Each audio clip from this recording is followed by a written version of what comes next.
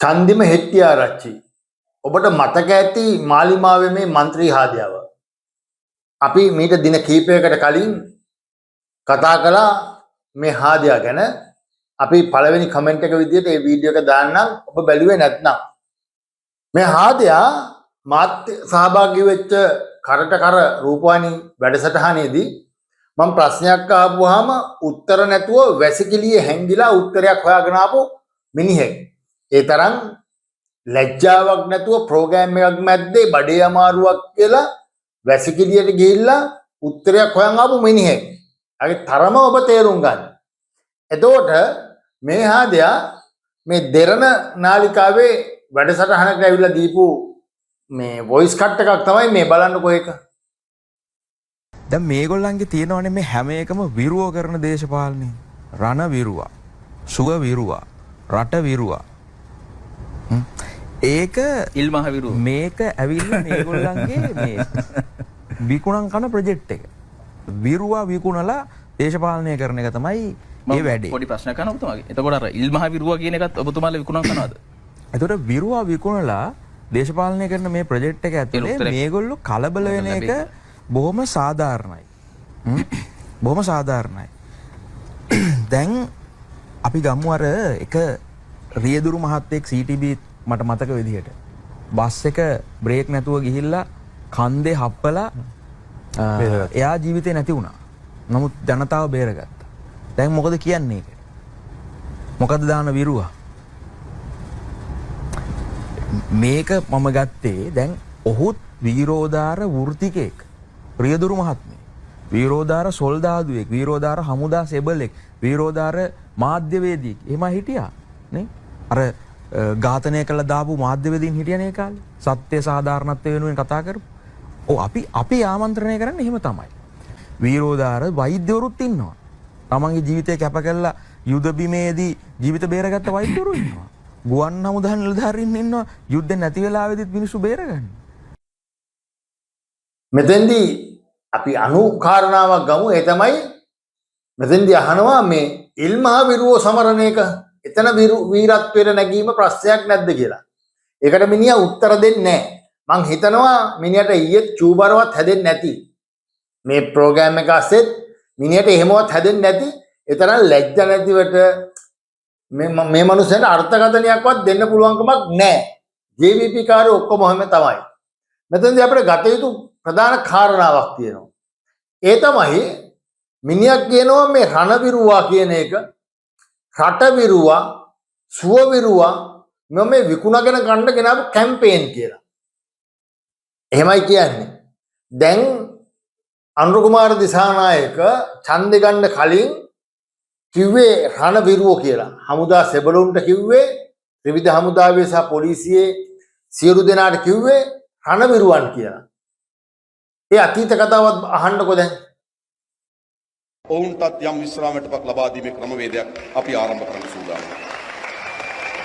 ඒ වගේම ආබාධිත භාවයට පත් වුණු රණවිරුවන්, මියගිය රණවිරුවන්, අතුරුදහන් වූ රණවිරුවන් ඒගොල්ලෝ වෙනුවෙන් අපි විශාල කාර්යභාරයක් කළ යුතුයි. එය හුදු දේශපාලන ප්‍රචාරක වැඩක් නෙවෙයි. දැන් ඔබට මතකයි ඒක.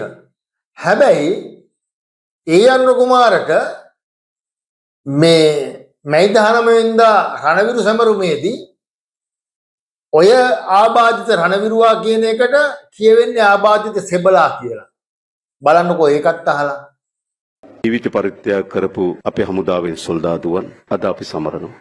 අප දන්නවා මේ යුද්ධය අවසන් කිරීම සඳහා අපේ සොල්දාදුවන් විශාල ප්‍රමාණයක් ජීවිතය පරිත්‍යාග කරා. මා ඉදිරිපිට ඉන්නවා තමගේ දෙපාය තබා විදින්න බැරි සොල්දාදුවන්. අපේ දිවුදුන් සෙබළුන්ගේ අධ්‍යාත්මය වගේම සදාකාලික සහභාගී බවට පත් වෙලා තිබෙන අපේ සොල්දාදුවන්.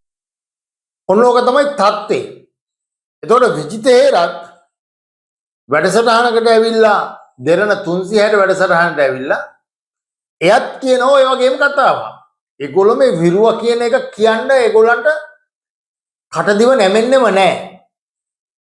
එයා කියන්නේ වීරෝදාර හමුදා සෙබලා. අහන්නකෝ ඒකත්.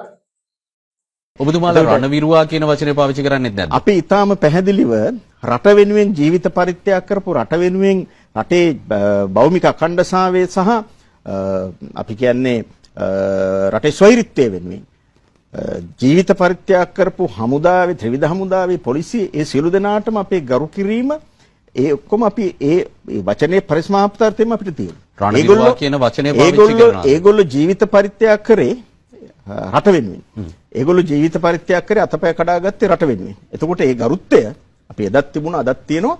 ඒක පාවිච්චි කරලා දේශපාලන වාසි ගන්න නෙමෙයි. ඒ කියන්නේ රටේ භෞමික අඛණ්ඩතාවය වෙනුවෙන් දිවිපිදු ඒ අයට අවශ්‍ය ඒ උපරිම ගෞරවය දෙන ගමන් ඔවුන් රණවිරුවන්යයි ආමන්ත්‍රණය කිරීම සිදු කරන්නේ නැහැ කිව්වොත් හරි. එහෙම නැහැ කියලා එකක් නැහැ.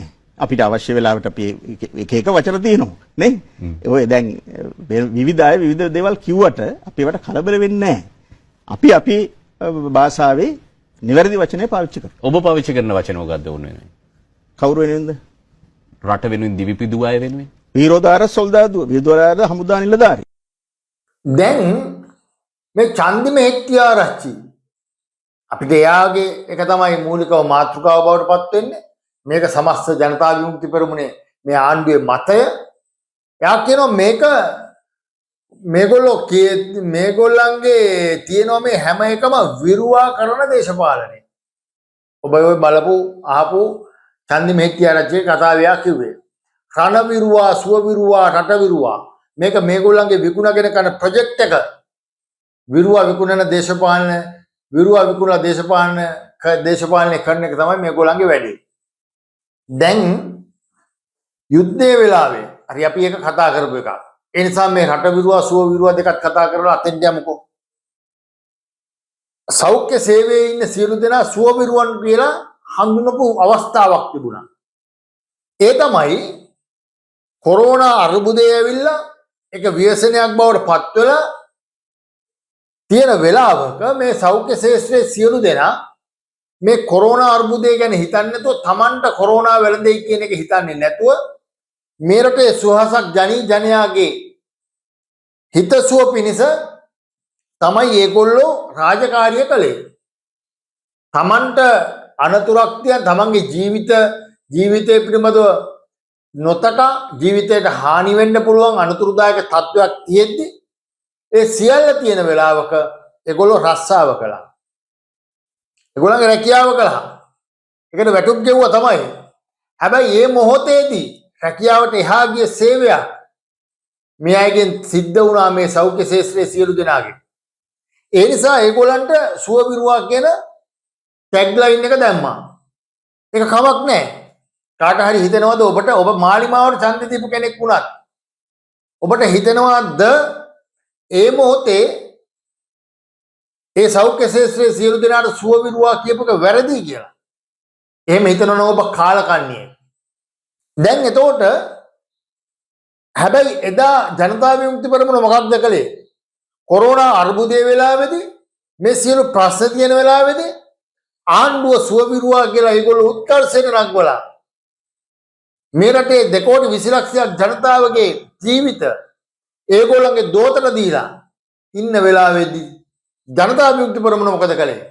ගුරුවරු ටික පාරට බස්සලා මේ මිනිස්සු රංචුව වශයෙන් එකතු වෙන්න එපා කියන වෙලාවල් වලදී ගුරුවරු පාරට බස්සලා උද්ඝෝෂණ කරලා අර සෞඛ්‍ය ශාස්ත්‍රයෙන් සෞඛ්‍ය අංශ වලින් දීලා තිබිච්ච ඒ කියන්නේ සෞඛ්‍ය වෙනුවෙන් දීලා දාලා තිබිච්ච කොන්දේසි ටික උල්ලංඝනය කරමින් මේගොල්ලෝ වැඩ කළා. වැඩ කරලා මේකේ කොරෝනා රැලි කීපයක් ජනතා විමුක්ති පෙරමුණ නිසාම ඇති වෙලා එහෙම ඇති වෙද්දි මේ සෞඛ්‍ය ශාස්ත්‍රයේ අය මේ මහත්තුරු නෝනල ටික එකතු වෙලා මේ අර්බුදේ ජය ගන්න විශාල වැඩ කොටසක් කළා. ඒ නිසා ඒගොල්ලන්ට සුව විරුවක් වහම මේ චන්දිම හෙට්ටිආරච්චි කියන කාලකන්ණියක් කියනවා මේ මිනිස්සුන්ට සුව විරුවා කියලා විරුවා විකුණන් කනවලු. දැන් සුවක විරුවා කියප එක වැරදි කියලා කියන්නේ. ඔය ජනතා විමුක්ති පෙරමුණට ඒක වැරදි ඇති. හැබැයි ඇත්ත හදවත් තියෙන මේ රටේ හැම මිනිහෙක්ම දේශපාලන පක්ෂ ભેදකින් තොරව ඒ මොහොතේ මේ සෞඛ්‍ය ශාස්ත්‍රයේ සියලු දෙනාට විරුවන් විදියට සැලකුවා. ඒක අමතක කරන්න බෑ. ඊළඟට රට විරුවා. රට විරුවා කියන ටැග්ලයින් එක ආවේ කොහොමද? ලංකාවේ විදේශ සංචිත විශාල අර්බුදයකට මුහුණ දෙමින් තියෙන වෙලාවක ඩොලර් සංචිතේ කඩාගෙන වැටිච්ච වෙලාවක අවසානයේදී ලංකාවේ මේ 2 කෝටි 20 ලක්ෂයක් මේ ජනතාවට බෙහෙත් ටික ගේන්න ඩොලර් ටික එවන්න හිටියේ ලංකාවෙන් විදේශගත වෙලා විදේශ ශ්‍රමිකයන් විදියට වැඩ කරන මේ රටේ මිනිස්සු ටික. ඒ මිනිස්සු ටික ඩොලර් ටික එව්වේ නැත්නම් ඔය ජනතා විමුක්ති පෙරමුණේ කාලකන්නිට බාර අරගෙන කරන්න රටක්වත් නෑද? එහෙම රටක්වත් නෑද? එදා ඒ මිනිස්සුන්ට කිව්වේ මොකක්ද මෙයාලා? පුළුවන් නම් මාස 3ක්වත් ඩොලර් එවන්න එපා කියලා කිව්වේ. තමන්ගේ ලංකාවේ ඉන්න ඥාතීන්ට කියන්න කිව්වා කොහොම හරි මේක දරාගෙන ඉන්න. මාස 3ක් ඩොලර් එවන්න එපා කියලා කිව්වා. ඒක නොතකා ලංකාවට ඩොලර් එවුව මිනිස්සුන්ට රට විරුවා කියලා කිව්වා. දැන් මුන්ටගේ පස්සපැත්තේ ඉත්තේව දුවන හරි අමාරුයි. එදා සුව විරුවා කියලා සෞඛ්‍ය ශාස්ත්‍රයට කියද්දි ඒකට විරුද්ධව වැඩ කරපු අය උන් කොරෝනා රැලි එක පිට එක ගෙනල්ලා ඉස්පිරිතාලවල කොරෝනා ලෙඩු ගොඩ ගැහුවා. එහෙම තියෙද්දි ඒ අවදානම නොතකා සෞඛ්‍ය ශාස්ත්‍රයේ මේ මහත්තුරු ටික නෝනා ටික දෙවිවරු ටික ඒගොල්ලෝ වැඩ කරලා කොරෝනා අර්බුදයෙන් රට ජය ගන්න කොහොම හරි වැඩ කටයුතු කළා. එතකොට රට විරුවා කියලා හඳුන්වපු මේ විදේශගත ශ්‍රමිකයෝ ටික මුන්ගේ මේ කාලකන්ණි කතා අහන්නේ නැතුව ලංකාවට ඩොලර් ටික එව්වා. ඒ නිසා මේ මට්ටමින්වත් රට බේර ගන්න පුළුවන් වුණා. ඒ නිසා තමයි ඒගොල්ලන්ට රට විරුවා කිව්වේ. ඒ අය එදා ඩොලරේ ওই JVP කාරින්ගේ කතාව අහලා ඩොලර ගෙවන්නේ නැතුව හිටියානම් අද මොකද වෙන්නේ? මේ රටේ භාගයක් මිනිස්සු ජීවිතුන් අතර නැහැ. විශාල අර්බුදයකට යන්න තිබිච්ච රට. ඒ මිනිස්සු තමන්ගේ ශ්‍රමයේ දාඩිය දිය කරලා හොයාගත්ත ඩොලර් ටික ලංකාවට එවලා රට මේ තත්ත්වෙන් බේරගත්තා. ඒ බේරගත්ත මිනිස්සු රට විරුව නෙවෙයිද? කාලකණි JVP හැතිකරේට එහෙම හිතනවා ඇති. නමුත් අපිට දැනෙනවා මේ මිනිස්සු රට විරුව කියලා. ඔබට එහෙම හිතෙන්නේ නැත්නම් ඔබත් අමු කාලකන්ණිය. ඊළඟට රණවිරුවා යුද්ධයේ ඊටම අර්බුදකාරී තත්ත්වයකට ඇවිත් තියෙද්දී LTT ත්‍රස්තවාදයේ දරුණු විදිහටම ප්‍රහාර එල්ල කරද්දී විශාල අර්බුදයකට රට ගියා. ලංකාවේ ආණ්ඩුව ගියා. ඒ තමයි යුද හමුදාවට බැඳෙන තරුණයෙක් හොයාගන්න නැතුව ගියා. ඊළඟට විශාල කැම්පේන් කළා. අපි ඊයේ කතා කළා. මේගොල්ලන්ට විශාල කැම්පේන් එකක් කළා මේ හමුදාවට බැඳෙන්න. ඒ මොහොතේ හමුදාවට බැඳෙන යුද්ධයට යන සියලු දෙනා වීරත්වයට ගෙනාවා. ඒගොල්ලෝ රණවිරුවන් කියලා කිව්වා. එදා ඒ අය ඒ රණවිරුවන්ගේ අතේ තමයි මේ රටේ 2 කෝටි 20 ලක්ෂයක් ජනතාවගේ ජීවිත තිබුණේ. එදා JVP එක එදා මොකක්ද කළේ?